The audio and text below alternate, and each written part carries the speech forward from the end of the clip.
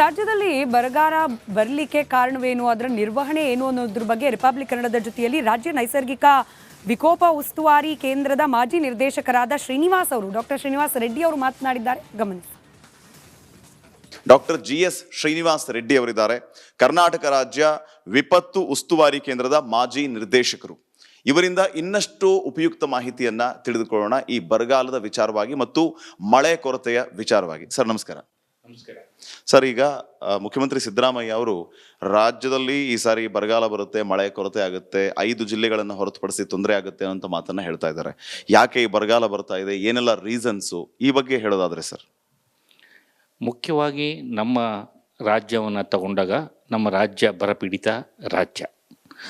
ನೀವು ಈಗಾಗಲೇ ಹೇಳಿರುವ ಹಾಗೆ ಕಳೆದ 25 ವರ್ಷಗಳಲ್ಲಿ 18 ವರ್ಷಗಳಲ್ಲಿ ಬರ ಡಿಕ್ಲೇರ್ ಮಾಡಿದ್ದೀವಿ.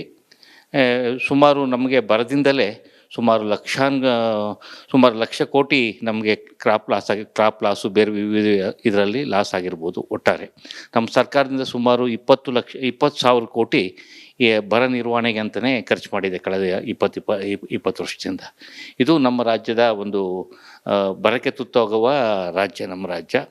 ಸೊ ಇದರ ಒಂದು ಪೀಠಿಕೆ ಇಟ್ಕೊಂಡು ನಮ್ಮ ರಾಜ್ಯ ಯಾಕೆ ಹೆಚ್ಚಿಗೆ ಬರಪೀಡಿತ ರಾಜ್ಯ ಆಗ್ತದೆ, ಈಗಾಗಲೇ ಇದಕ್ಕೆ ಏನು ನಾವು ನಮ್ಮ ಕಾರ್ಯಕ್ರಮಗಳು ರೂಪಿಸ್ಕೊಂಡಿದ್ದೀವಿ, ಇದನ್ನ ಉಸ್ತುವಾರಿ ಮಾಡಲಿಕ್ಕೆ ಮತ್ತು ನಿರ್ವಹಣೆ ಮಾಡಲಿಕ್ಕೆ ಯಾವ್ಯಾವ ಪ್ರೋಗ್ರಾಮ್ಸ್ ಇದಾವೆ ಅನ್ನೋದು ನೋಡಿದರೆ, ಅದೊಂದಾದರೆ ಬರದಿಂದ ಯಾವ್ಯಾವ ಇಲಾಖೆಗೆ ಅಥವಾ ಯಾವ್ಯಾವ ಸೆಕ್ಟರಲ್ಲಿ ತೊಂದರೆ ಆಗ್ಬೋದು ಅನ್ನೋದು ಒಂದು ಮುಖ್ಯ ಆಗ್ತದೆ.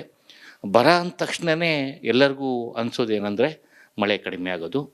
ಮಳೆ ಕಡಿಮೆ ಆದ ತಕ್ಷಣ ನಮಗೆ ವಿವಿಧ ಕ್ಷೇತ್ರಗಳಲ್ಲಿ, ಅಂದರೆ ಇವಾಗ ಮಳೆ ಕಡಿಮೆ ಆದ ತಕ್ಷಣ ಅಗ್ರಿಕಲ್ಚರ್ ಅಂದರೆ ಕೃಷಿ ಒಂದು ಇದರಲ್ಲಿ ಯಾವ ಥರ ತೊಂದರೆ ಆಗುತ್ತೆ ಅನ್ನೋದು ಒಂದಾದರೆ, ಮುಖ್ಯವಾಗಿ ಇನ್ನೊಂದು ಬರ ಅಂದ ತಕ್ಷಣವೇ ನಮಗೆ ಕುಡಿಯುವ ನೀರಿನ ಒಂದು ಕಡಿಮೆ ಆಗೋದು, ಕುಡಿಯೋ ನೀರು ಬಹಳ ತೊಂದರೆ ಆಗೋದು, ಕ್ಷಾಮ ಎದುರಿಸೋದು ಇವೆಲ್ಲ ಆಗ್ತದೆ.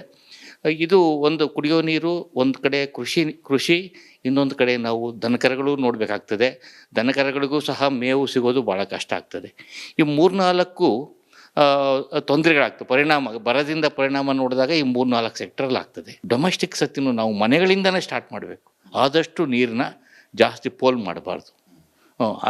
ಅದು ಭಾಳ ಮುಖ್ಯ ಆಗ್ತದೆ ಎಲ್ಲ ಸೆಕ್ಟ್ರಲ್ಲಿ. ಅದು ಹೇಳ್ಕೊತ ಹೋದರೆ ಒಂದೊಂದು ಸೆಕ್ಟರ್ಗೂ ಅದು ಬೇರೆ ಬೇರೆ ಅದನ್ನ ಒಂದು ಇದು ಮಾಡಬೇಕು.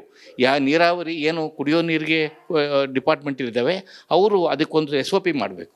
ಯಾವ ಥರ ನೀರು ಉಪಯೋಗಿಸ್ಬೇಕು, ಎಷ್ಟು ಉಪಯೋಗಿಸ್ಬೇಕು, ಯಾವಾಗ ಬಿಡ್ತಾರೆ, ಹೆಂಗೆ ಇದು ಮಾಡಬೇಕು, ವೇಸ್ಟ್ ಮಾಡ್ದಂಗೆ ಏನು ಮಾಡಬೇಕು ಅನ್ನೋದನ್ನ ಅವ್ರು ತರಬೇಕಾಗ್ತದೆ. ಆಮೇಲೆ ದನಕರುಗಳಿಗೆ ನೀರನ್ನ ಭಾಳ ಮುಖ್ಯ. ನಾವು ಹೆಂಗೋ ಅಲ್ಲಿ ಇಲ್ಲಿ ಹೋಗಿ ಕುಡಿತೀವಿ, ದನಕರುಗಳಿಗೆ ನೀರು ಸಿಗದೇ ಇದ್ದರೆ ಅವು ರೋಗ ನಿಜರು ಜಾಸ್ತಿ ಬರ್ತದೆ. ಅದಕ್ಕೆ ಮೇವು ಮತ್ತು ನೀರು ದನಕರುಗಳಿಗೂ ಸಹ ಸಾಕಷ್ಟು ಒದಗಿಸ್ಲಿಕ್ಕೆ ಏನೇನು ಬೇಕೋ ಅವೆಲ್ಲ ಸಪೋರ್ಟ್ ಮಾಡಬೇಕಾಗ್ತದೆ. ಅದಕ್ಕೆ ವಿವಿಧ ಇಲಾಖೆಯಿಂದ ಬೇರೆ ಪ್ಯಾಕೇಜ್ಗಳಿದ್ದಾವೆ. ಮಿನಿ ಕಿಟ್ಸ್ ಅಂತ ಕೊಡ್ತಾರೆ. ಮತ್ತು ದನಕರುಗಳಿಗೆ ಒಂದು ಅದಕ್ಕೆ ಆಶ್ರಯ ಕ್ರಿಯೇಟ್ ಮಾಡಿಬಿಟ್ಟು ಅಲ್ಲಿಗೆ ಇದು ಸಾಕಂಗೆ ಅದಕ್ಕೂ ಇದೆ. ಸಾಕಷ್ಟು ಪ್ರೋಗ್ರಾಮ್ಸ್ ಇದ್ದಾವೆ ಗೌರ್ಮೆಂಟಲ್ಲಿ. ಬದಲೇ ನಾವು ಪ್ಲ್ಯಾನ್ ಮಾಡಿಕೊಂಡು ಇವೆಲ್ಲ ಮಾಡಿಕೊಂಡ್ರೆ ಆದಷ್ಟು ಅದರ ಬರ ತೀವ್ರತೆಯನ್ನು ಕಡಿಮೆ ಮಾಡೋದು. ಯಾಕೆ ಈಗ ಸದ್ಯಕ್ಕೆ ಬರಗಾಲದ ಸಮಸ್ಯೆ ಬರ್ತಾ ಇದೆ? ಎಲ್ನಿನೋ ಕಾರಣದಿಂದಾಗಿ ಮುಂಬರುವ ದಿನಮಾನಗಳಲ್ಲಿ ತಾಪಮಾನ ಹೆಚ್ಚಾಗಿ ಬರಗಾಲ ಬರುವಂಥ ಪರಿಸ್ಥಿತಿ ಇದೆ ಅನ್ನೋಂಥ ಮಾತನ್ನು ಹೇಳ್ತಾ ಇದ್ರು. ಇದರಿಂದ ಏನು ಸಮಸ್ಯೆ ಆಗುತ್ತೆ ಮತ್ತು ಈ ಎಲ್ನಿನೋ ಬರೋದ ಕಾರಣ ಏನು ಅನ್ನೋದ್ರ ಬಗ್ಗೆಯೂ ಕೂಡ ಮಾಹಿತಿಯನ್ನ ನೀಡಿದಂಥವ್ರು ನಮ್ಮ ವಿಪತ್ತು ನಿರ್ವಹಣಾ ಪ್ರಾಧಿಕಾರದಲ್ಲಿ ನಿರ್ದೇಶಕರಾಗಿ ಕೆಲಸ ಮಾಡಿದಂಥವ್ರು, ಸಮಾಲೋಚಕರಾಗಿ ಕೆಲಸ ಮಾಡ್ತಾ ಇದ್ದಂಥವ್ರು. ಕ್ಯಾಮ್ರಾ ಪರ್ಸನ್ ಮಧು ಜೊತೆ ಶ್ರೀಪಾದ್ ಪಾಟೀಲ್, ರಿಪಬ್ಲಿಕ್ ಕನ್ನಡ, ಬೆಂಗಳೂರು. ರಾಜ್ಯದಲ್ಲಿ ಬರಗಾಲ ಬರಲಿಕ್ಕೆ ಕಾರಣವೇನು, ಅದರ ನಿರ್ವಹಣೆ ಏನು ಅನ್ನೋದ್ರ ಬಗ್ಗೆ ರಿಪಬ್ಲಿಕ್ ಕನ್ನಡದ ಜೊತೆಯಲ್ಲಿ ರಾಜ್ಯ ನೈಸರ್ಗಿಕ ವಿಕೋಪ ಉಸ್ತುವಾರಿ ಕೇಂದ್ರದ ಮಾಜಿ ನಿರ್ದೇಶಕರಾದ ಶ್ರೀನಿವಾಸ್ ಅವರು ಡಾಕ್ಟರ್ ಶ್ರೀನಿವಾಸ್ ರೆಡ್ಡಿ ಅವರು ಮಾತನಾಡಿದ್ದಾರೆ. ಗಮನಿಸಿ. ಡಾಕ್ಟರ್ ಜಿಎಸ್ ಶ್ರೀನಿವಾಸ್ ರೆಡ್ಡಿ ಅವರಿದ್ದಾರೆ. ಕರ್ನಾಟಕ ರಾಜ್ಯ ವಿಪತ್ತು ಉಸ್ತುವಾರಿ ಕೇಂದ್ರದ ಮಾಜಿ ನಿರ್ದೇಶಕರು. ಇವರಿಂದ ಇನ್ನಷ್ಟು ಉಪಯುಕ್ತ ಮಾಹಿತಿಯನ್ನ ತಿಳಿದುಕೊಳ್ಳೋಣ ಈ ಬರಗಾಲದ ವಿಚಾರವಾಗಿ ಮತ್ತು ಮಳೆ ಕೊರತೆಯ ವಿಚಾರವಾಗಿ. ಸರ್ ನಮಸ್ಕಾರ. ನಮಸ್ಕಾರ ಸರ್, ಈಗ ಮುಖ್ಯಮಂತ್ರಿ ಸಿದ್ದರಾಮಯ್ಯ ಅವರು ರಾಜ್ಯದಲ್ಲಿ ಈ ಸಾರಿ ಬರಗಾಲ ಬರುತ್ತೆ, ಮಳೆ ಕೊರತೆ ಆಗುತ್ತೆ, 5 ಜಿಲ್ಲೆಗಳನ್ನು ಹೊರತುಪಡಿಸಿ ತೊಂದರೆ ಆಗುತ್ತೆ ಅಂತ ಮಾತನ್ನ ಹೇಳ್ತಾ ಇದ್ದಾರೆ. ಯಾಕೆ ಈ ಬರಗಾಲ ಬರ್ತಾ ಇದೆ, ಏನೆಲ್ಲ ರೀಸನ್ಸು, ಈ ಬಗ್ಗೆ ಹೇಳೋದಾದ್ರೆ ಸರ್.